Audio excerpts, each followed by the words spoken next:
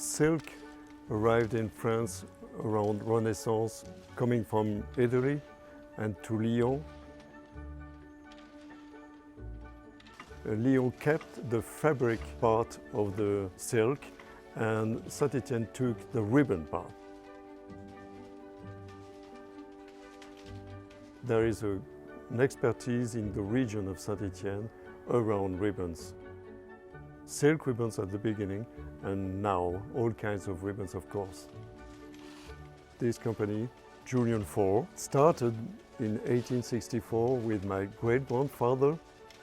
It's a family name, and so that's why today I am here in front of you, the 5th generation at the head of this company.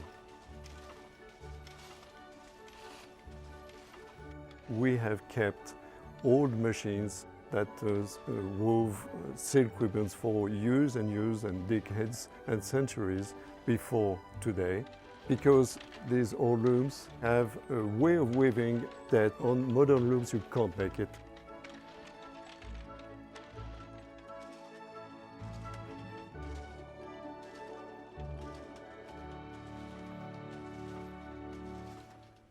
Tudor came to see us in 2009, and they wanted to see if we could develop for them a very exclusive strap.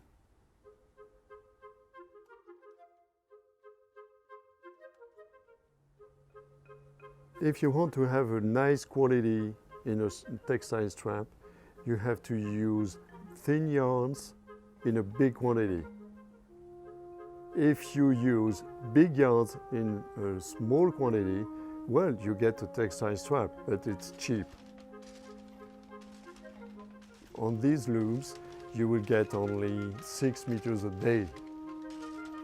And in 1 meter, you have 3 straps. That gives you an idea of how long it takes to have a big production.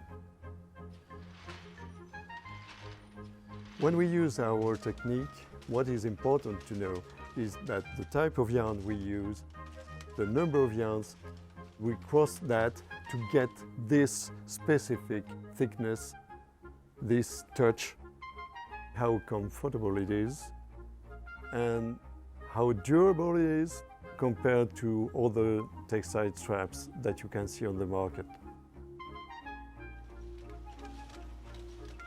When you have 150 years of company behind you, you can see what has been done by your predecessors. When Tudor came, this was exactly what we had to do with them. Use our know-how inherited for years and years and enrich the product. I do think that these textile straps are very, very different from others that you can see on the market today.